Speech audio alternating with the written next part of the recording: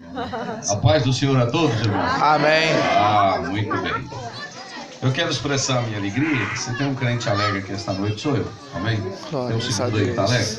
Amém.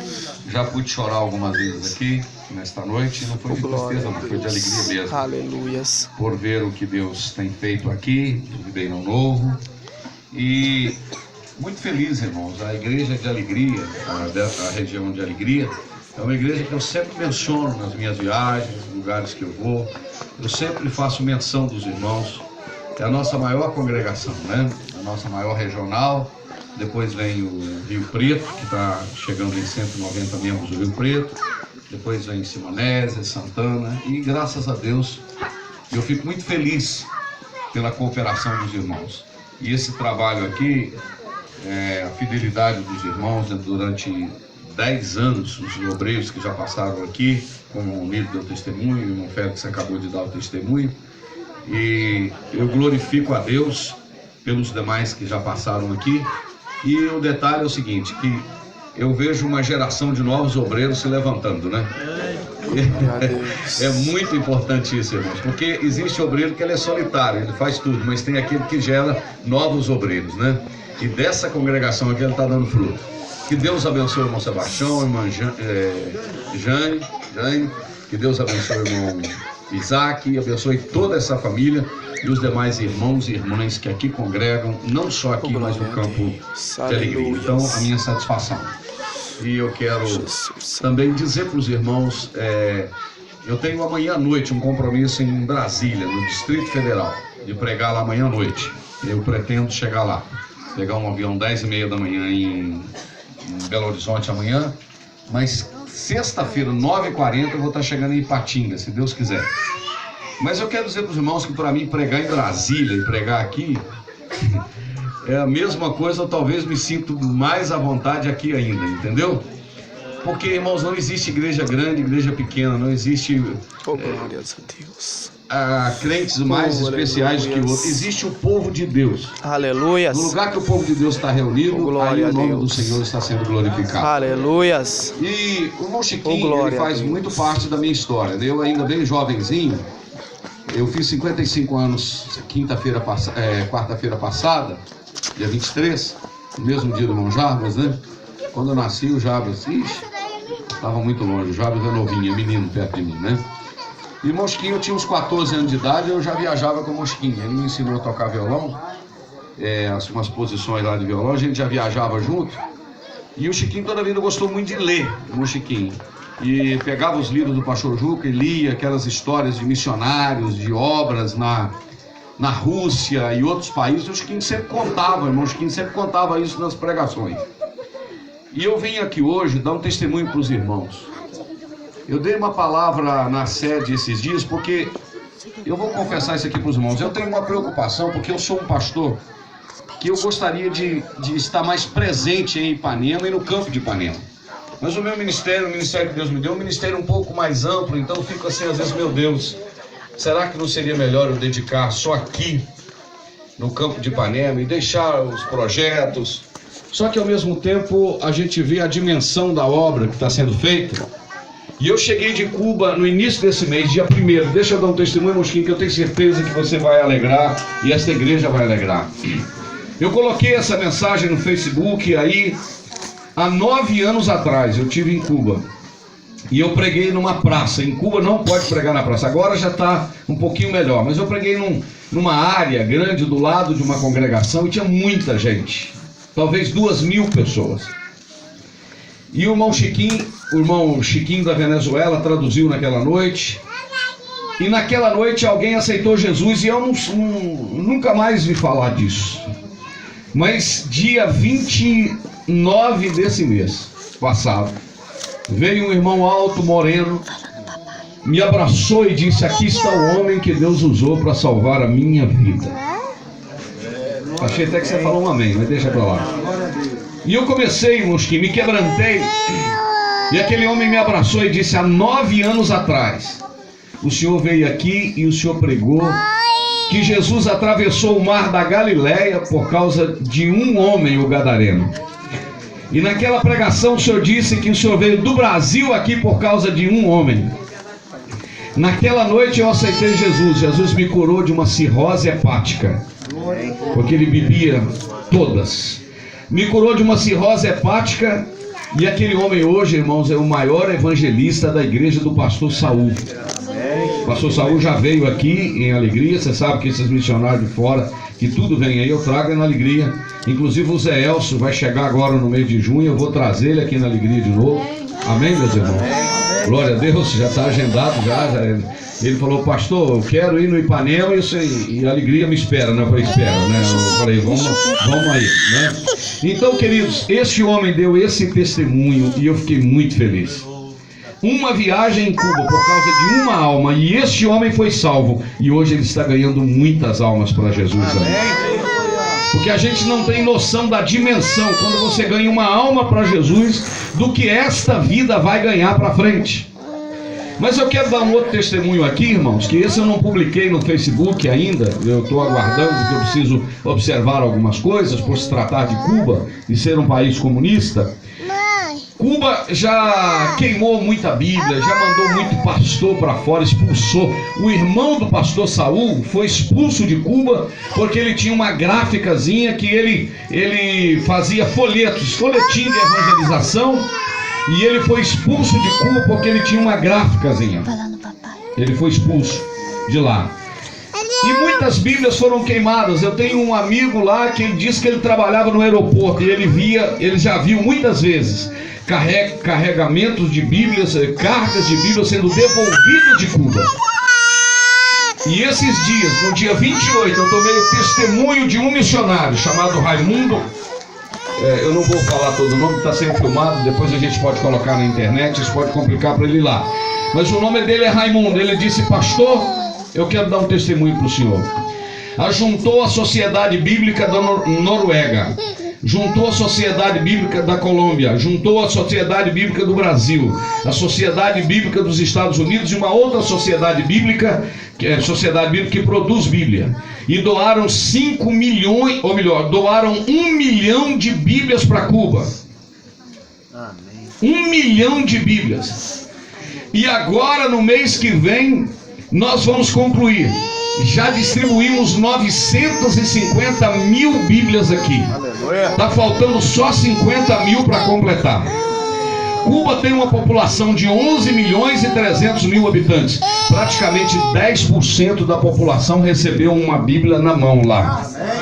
Num país comunista onde crentes já foram mortos por causa da Bíblia. Tem 1 milhão de Bíblia na mesa e na casa de 1 milhão de cubanos. Sabe o que é isso, irmãos? O poder do Evangelho. Sabe o que é isso? O poder do Evangelho. Quando o irmão Daniel leu aquela palavra e disse aqui, eu não me envergonho do Evangelho, porque o Evangelho é o poder de Deus para a salvação de todo aquele que crê. E em Mateus capítulo 16, versículo 18, Jesus fez uma promessa e ele disse, as portas do inferno não prevalecerão contra a igreja. Oh, glórias a Deus. Aleluias. Oh, glorificado seja o nome de Jesus. Glórias a Deus. Glorificado Aleluias. seja o nome de Jesus. Aleluia. E esses dias nós ajudamos um missionário também no Amazonas. O nome dele é Mauro. E esses dias eu comprei para ele uma barca, um bote grande. Ele é chamado de Bajara. Cabe 22 pessoas, porque ele estava com um barquinho lá todo pequenininho. Eu falei, quanto que custa essa Bajara? Ele falou, custa 3.500. Por quanto você vende o seu barquinho? Eu vendo ele por 500, então eu vou dar 3 mil para comprar. Aí o meu irmão deu 1.000, eu vou completar 1.000, e o outro irmão deu 1.000. 3 mil reais, compramos uma barca que cabe 22 pessoas. Porque ele precisava ir para a cabeceira de um lugar chamado Caburi, no Amazonas. Um feiticeiro aceitou Jesus, ele abriu uma congregação lá e toda semana 22 crentes dentro de um barquinho com um violãozinho tocando, entrando pelo rio Amazonas acima, pregando o Evangelho, irmãos, porque o Evangelho é poder de Deus. Aleluias. Ou se você pudesse adorar a Deus e glorificar a Ele por causa do poder do Evangelho. Nós vivemos num país livre, irmãos, um país democrático que está passando por essa luta aí de greve de caminhoneiro, de falta de gasolina, mas os irmãos podem ficar tranquilos, irmãos, isso vai passar. O Brasil é um país forte e tem um povo que está orando. Oh, glória aleluia. a Deus. É igual, Aleluia. outro dia eu estava conversando com o irmão, é igual a igreja. A igreja passa por uns ventos, umas lutas, mas o nosso Deus é maior do que qualquer luta e qualquer tribulação. Aleluia. Não existe vento que feche a igreja é noiva do Cordeiro. Oh, glória. Não sei se você está entendendo que Deus está nesse ponto. Oh, glórias a Deus. Então, amados, o que eu quero é que os irmãos sigam orando, nos ajudando em oração, para que o nome de Jesus continue sendo glorificado. Aí eu estava dando uma palavra para a igreja, dizendo: irmãos, eu estou preocupado porque eu queria ficar mais aqui, e estou orando como é que eu vou fazer, se eu vou me dedicar só a missões, se eu vou dedicar só à igreja. Uma irmã levantou lá na sede, irmã Maria, esposa do pastor Raimundo, e disse: pastor, continua do jeito que o senhor está. Porque enquanto o senhor está fazendo aqui, fazendo lá, enquanto o senhor vai, é como se nós estivéssemos indo com o senhor para fazer lá. Eu estou sentindo, irmãos, de dar um testemunho aqui esta noite. Olha, só em Cuba eu mando salário todos os meses para 764 famílias. Eu gasto 23 mil dólares por mês só com Cuba. 23 mil dólares é quase 80 mil reais. Não me pergunte de onde vem. Todos os meses o salário dos obreiros chega lá. Nós mandamos mais de 2 a 3 mil reais para a África todos os meses para o Zé Elcio. Mandamos quase 4 mil para o Paraguai, para o missionário Enel. São quase 15 famílias. Ajudamos a República Dominicana e o Haiti. Ajudamos o Vale dos Jequitinhonhas. Ajudamos o Amazonas. Não me pergunta como. É o Deus dono da igreja que faz todas estas coisas. Oh, glórias a Deus. Aleluia. Se você não me vê muito aqui, você pode ter certeza que eu não estou dormindo. Oh, Jesus. Aleluia. Nós estamos envolvidos numa grande obra. E Neemias disse: eu estou envolvido numa grande obra que eu não posso vencer. Deus, tu és algumas pessoas chegam perto de mim: pastor, o senhor está esforçando demais, o senhor está desgastando demais. Eu resolvi tomar o seguinte posicionamento: é melhor morrer desgastado do que enferrujado. Oh, glórias a Deus. É melhor nos desgastar pelo reino, pela obra de Deus. E a palavra que eu venho deixar com os irmãos aqui esta noite, ela está no livro de Reis. Eu queria dar esse testemunho missionário para animar os irmãos aqui, porque os irmãos têm a responsabilidade de nos cobrir com oração. Alguém entendeu o que eu falei, irmãos? Você sabe por quê? Se você ficou sabendo que caiu um avião em Cuba esses dias com 110 passageiros, naquele avião tinha 10 pastores com as suas famílias. 10 pastores da igreja do Nazareno em Cuba. Dos 110, 2 sobreviventes, 2 senhoras sobreviveram. Aquele avião caiu no dia 18 de maio. Eu voei nele no dia 26 de abril. Peguei aquele mesmo voo de Havana para Holguín, levou 22 dias depois, aquele avião caiu. E eu estou aqui hoje no Ribeirão Novo. Eu preciso muito da cobertura das orações dos irmãos, para que o Senhor siga nos guardando e nos dando vitória.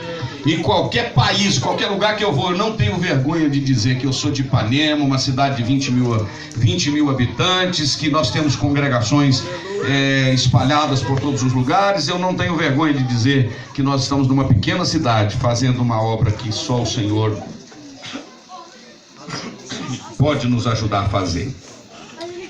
Eu não quero demorar muito, mas eu quero compartilhar com você uma palavra que está no livro, segundo livro dos Reis, capítulo de número 18, versículo de número 29. Aleluia. Segundo livro dos Reis, capítulo 18, versículo de número 29. Assim diz o rei: não vos engane, Ezequias, porque não vos poderá livrar da sua mão. Eu vou repetir. Assim diz o rei: não vos engane, Ezequias, porque não vos poderá livrar da sua mão. Agora eu quero que você coloque no capítulo de número 19, o versículo de número 20. Então disse Isaías, filho de Amós, mandou dizer a Ezequias: assim diz o Senhor Deus de Israel: o que me pediste acerca de Senaqueribe, rei da Síria, eu ouvi. Versículo de número 22. A quem afrontaste e blasfemaste? E contra quem alçaste a voz e ergueste os teus olhos ao alto? Contra o Santo de Israel. Somente aí. Aleluia. Pode se assentar. Quando eu me assentei aqui do lado do irmão Chiquinho, quando eu cheguei, o Espírito de Deus assoprou no meu coração uma palavra. O que fazer quando não sabemos o que fazer? Os irmãos sabem que há circunstâncias e situações na nossa vida que a gente não sabe o que fazer. Se eu perguntar aqui, começando do presbítero Jarvis, do evangelista Daniel, do evangelista Chiquinho, nosso pastor aqui, os demais obreiros, quem ainda, irmãos e irmãs, ainda não se deparou com uma situação que você falou, agora eu não sei o que fazer mais? Eu já tive situações na minha vida que eu falei, Senhor, aqui é o fim. Como dizia o meu pai quando era vivo, ele dizia, meu filho, agora a cerca chegou no brejo. Você ouviu alguém falar isso, Ivan? A cerca chegou no brejo. Agora aqui é o fim da picada. Sabe o que é uma picada no meio do ano? Chegou o fim da picada.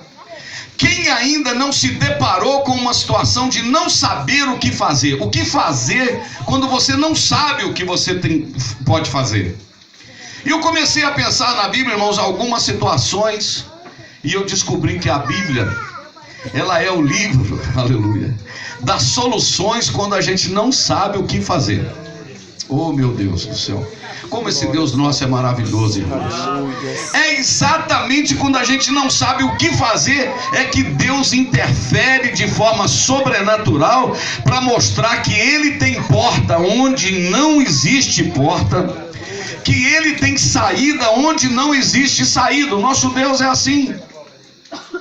E eu acho interessante que às vezes o Senhor permite a gente ir até o fim da picada, a gente ir até a cerca, dar no brejo, como nós estamos falando, até perto da meia-noite, quando a gente não sabe o que fazer. Deus às vezes permite isso para mostrar que Ele é o Deus que tem, aleluia, que tem o caminho onde a gente não está vendo o caminho, que tem a solução onde a gente não está vendo a solução. Aleluias. Deus não marcou esse culto aqui por acaso. Glória a Deus. Deus não marcou esse culto nessa noite fria que quase ninguém tem gasolina e os crentes continuam tendo gasolina para vir para o culto. Glórias a Deus. Aleluia, é interessante isso, não é verdade? Ninguém tem gasolina e a igreja tem gasolina. Ontem lá na sede eu falei, não vai ninguém. Daqui a pouco a igreja lotada no culto à noite, porque o que nos movimenta não é gasolina, o que nos movimenta é a alegria do Espírito Santo.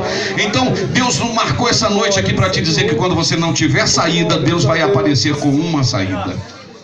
E eu queria mencionar esta noite, em rápidas palavras aqui, pelo menos duas situações de duas pessoas que não sabiam o que fazer, e exatamente no momento que não sabiam o que fazer, a solução chegou, porque Deus interferiu na história. O primeiro quadro, antes de falar nesse texto aqui, eu queria mencionar o que quando eu cheguei aqui, abri a Bíblia, os meus olhos caíram nesse texto. É de 2 Reis, desse mesmo livro dos Reis, o capítulo de número 4. A Bíblia diz que tinha uma mulher que tinha 2 filhos, o marido dela tinha morrido, aleluia. O marido dela tinha morrido e tinha deixado uma dívida. Ela não tinha condições de pagar essa dívida.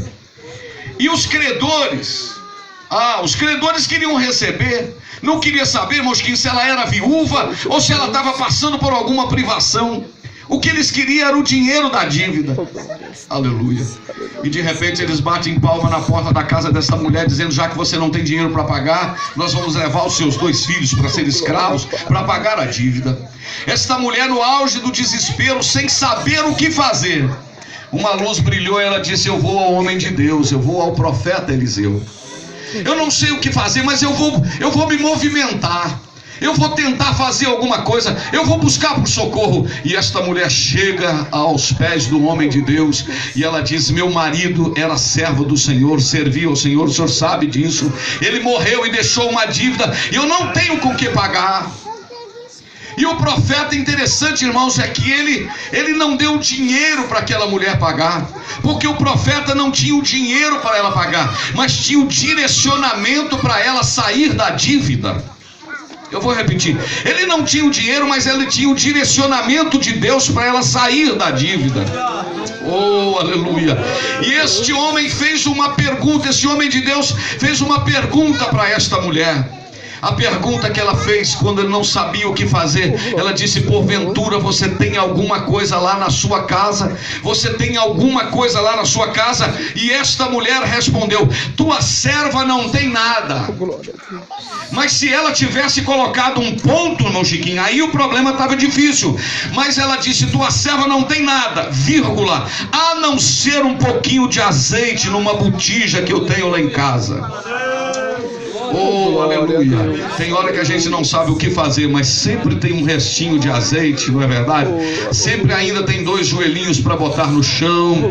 Sempre ainda tem uma reservazinha diante do Todo-Poderoso. Tem alguém entendendo isso aí ou não? Sempre sobra alguma coisa de esperança. Esta mulher disse: tua serva não tem nada, eu não sei o que fazer, eu não tenho nada, a não ser um pouquinho de azeite. O profeta falou: a solução está aí. A solução está aí. O milagre não está na minha casa, o milagre não está na casa do rei, o milagre não está na casa de ninguém, o milagre está na sua casa. Vai para casa, aleluia. Eu sempre gosto de brincar que foi Deus que inventou a aposentadoria para a viúva. Eu sempre gosto de brincar isso, que foi Deus que inventou. Bolsa Família foi Deus que inventou, porque aquela mulher lá do Egito, a filha do faraó, quando a Joquebede foi dar mamar ao próprio neném, ao próprio Moisés, diz a Bíblia: pode cuidar desse menino que eu vou pagar você para amamentar. O Bolsa Família que inventou foi Deus lá no Egito, não é verdade? Amém? Você está entendendo a brincadeira aqui? Mas pode cuidar do menino que eu vou dar o salário para você cuidar do seu filho. Porque quando a gente não sabe o que fazer, Deus sempre tem uma saída. Junta os seus filhos, coloca todo mundo lá dentro de casa, pega vaso emprestado, mas não pega pouco não, pega muito vaso emprestado, porque você não sabe o que fazer, mas o meu Deus tem uma saída para você hoje, mulher. E você sabe o que aconteceu? Eu fico imaginando, irmãos, aquela mulher, Mosquinho, olhando aquele vaso, enchia. Daí a pouco ela olhava dentro do vaso de novo, está brotando azeite aqui de novo, ela enchia outro. E daqui a pouco está botando mais azeite aqui, e ela enchia outro. E daí ela a pouco fazia: traz mais vasos. Os meninos disseram: acabaram os vasos. Sabe o que está escrito no texto? O azeite acabou, o azeite parou. O azeite acabou, o azeite parou. O azeite só parou porque enquanto tivesse vaso, teria azeite para encher. E sabe o que o homem de Deus falou? Aleluia: vende, paga a sua dívida e vive do resto. Aposentada a mulher, vive do resto, vai vendendo azeite porque não vai parar. Olha aí, pode viver do resto, pagou a dívida e viveu do resto, porque no momento que não sabia o que fazer, ela buscou no lugar exato, ela buscou na direção de Deus. Deus trouxe você aqui esta noite para lhe dizer: quando você não sabe o que fazer, o melhor lugar é correr para os pés daquele que tem uma saída para nós. Quando ninguém tem uma saída, Ele tem uma saída para nós. Mas agora eu quero falar uma segunda situação. Eu tenho um rei chamado Ezequias, um dos melhores reis de Israel, 13º rei de Judá, melhor dizendo, do Reino do Sul. Esse rei, ele derrubou os altares do seu pai, ele restaurou o culto, ele restaurou o templo, ele limpou o templo, ele purificou o templo, ele celebrou a Páscoa. E esse homem foi um rei tremendo, um dos melhores reis de Judá, dos melhores reis do Sul. Só que mesmo quem é fiel e quem serve ao Senhor não passa sem enfrentar lutas e dificuldades e provações. Eu quero dizer que a nossa fidelidade não nos blinda, não nos isenta de passar por lutas e tribulações. E diz a Bíblia que um rei chamado Senaqueribe, ele se levantou contra Ezequias. E ele mandou uma carta, eu estava olhando agora há pouco aqui, porque ele era um camarada abusado. Ele mandou uma carta para o rei Ezequias e dizendo: olha, é o versículo que nós lemos aqui, o primeiro. Você está achando que esse Deus seu aí vai poder livrar você da minha mão? E se você continuar lendo, quando você chegar lá na sua casa, ele citou aqui, irmão Chiquinho, outros reis dizendo: cadê o rei de tal lugar? Eu derrubei, eu acabei com ele. Cadê o rei do outro lugar? Eu acabei com ele também. Cadê as 45 cidades que resistiram? Eu venci tudo. Eu estou chegando em Jerusalém e o Deus de vocês não vai livrar vocês da minha mão.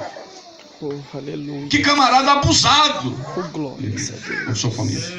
Que camarada abusado. Diz, ele afrontou Deus. E porque ele estava achando que Deus poderia nivelar ele com os outros deuses dos países vizinhos. E Deus não dá para nivelar, irmão, comparar com outros deuses de outros países, não. O nosso Deus não dá, eu vou repetir, o nosso Deus não dá para comparar ele com outros deusezinhos, não. O nosso Deus está acima. Eu vou falar de novo. Eu não vou falar até você dar glória, senão eu não vou parar. Eu não vou parar de falar. O nosso Deus está acima de outros deuses. Me dá uma alegria, irmão, de saber, aleluia. No meio da crise ele se levanta, ele é acima de outros deuses. Aí o rei Ezequias pegou aquela carta, procurou o primeiro advogado, procurou o primeiro prefeito, não. Ele era o rei, pegou a carta, foi procurar o advogado, foi buscar socorro, não. Diz a Bíblia que ele foi para o templo, e diz a Bíblia que ele julgou a carta do Senaqueribe lá no templo e disse: Senhor, a carta está aí. E eu vou usar uma linguagem figurada. Deus leu a carta, na realidade não leu lá no templo, já leu quando ele estava escrevendo a carta. O Senaqueribe estava escrevendo a carta. Quando ele botou a carta lá, a voz de Deus bradou lá na casa do profeta Isaías, porque quando Ezequias não sabia o que fazer, ele foi para a presença de Deus. E quando a gente vai para a presença de Deus, igual aquela mulher foi, a gente vai para o lugar certo, a gente vai para o lugar que quem tem a chave que abre ninguém fecha, a chave de quem fecha ninguém abre. Oh, glórias a Deus, aleluia.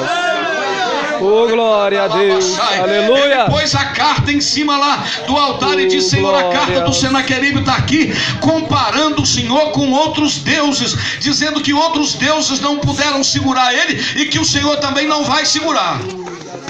Jesus, tu és maravilhoso. Ô irmão, pra que esse homem fez isso? Vamos ver. Pra que esse homem fez isso? Ele fez a maior besteira da vida dele.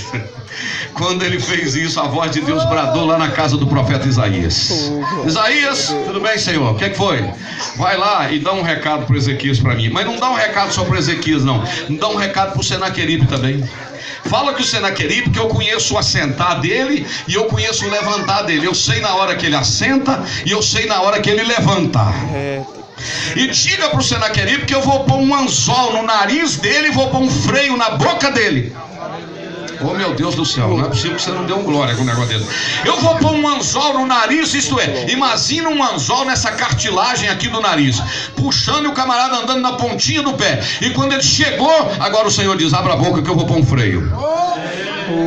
Porque desafiar o Deus de Israel é complicado, irmãos. Aleluia. Desafiar o Deus poderoso, o Deus desta igreja, é Deus em cima no céu e é Deus embaixo na terra. Eu vou repetir: Ele é Deus em cima no céu e Ele é Deus embaixo na terra. Glórias a Deus. Oh, aleluia. Diga para ele que eu vou pôr um anzol no nariz dele e vou pôr um freio na boca dele. Se você quiser, eles leia depois Isaías capítulo 37, que você vai ver o que eu estou falando aqui. Mas agora eu tenho uma palavra para o Isaías, ou melhor, para o Ezequias. Ele não sabe o que fazer não, né? Mas vai lá e diga para ele que o Senaqueribe está afrontando, não é ele. Diga para ele que o Senaqueribe está enfrentando a mim, está desafiando a mim. E diga para ele que essa peleja não é dele não. Diga para o Ezequias que eu defenderei esta cidade. Oh, glórias a Deus. Oh, aleluia. Oh, aleluia. Eu concluo dizendo para você, irmãos, quando Deus resolve entrar em ação, aleluias, você pode acalmar o seu coração e a sua alma, que quando você não souber o que fazer, Deus terá uma saída nesta hora de forma sobrenatural. E muitas das vezes a solução vem de onde nós não estamos esperando. Muitas das vezes a solução vem de um lado que nós estávamos aguardando para o lado oeste, a solução chega do leste, a gente está aguardando do norte, a solução vem do sul, porque Deus tem um meio de agir, um meio de fazer, mas que o Senhor defende a nossa causa, Ele defende. Eu estou tranquilo para pregar isso aqui esta noite, sabe por quê? Porque eu tenho tido experiências com o meu Deus, que quando eu não sei o que fazer, Ele entra com providência e diz: acalma o coração, filhinho, porque eu vou cuidar dos detalhes. Você pode agradecer a Deus por servir esse Deus aqui esta noite? Você pode louvar o nome do Senhor por servir esse Deus aqui esta noite? Isaías, diga para ele que o problema do Senaqueribe não é com ele. O problema do Senaqueribe é comigo. Eu vou defender a cidade. E só para concluir, para você dar um glória a Deus, se você quiser. Se você não quiser, eu sei que você quer. Naquela mesma noite, você sabe o que aconteceu? O Senhor mandou um anjo e matou 180 e quantos mil?